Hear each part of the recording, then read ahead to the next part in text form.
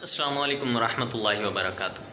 زندگی جیسی ہے ویسے قبول کریں، کیونکہ زندگی کے اندر دھوپ بھی ہے، چھاؤں بھی ہے، مشکلات بھی ہیں، آسانیاں بھی ہیں، خوشی بھی ہے، غمی بھی ہے۔ اس کے اندر انسان کو خوشیاں بھی ملتی ہیں اور اس کے ساتھ ساتھ انسان کو غموں کا، تکلیفوں کا، مصیبتوں کا سامنا بھی کرنا پڑتا ہے۔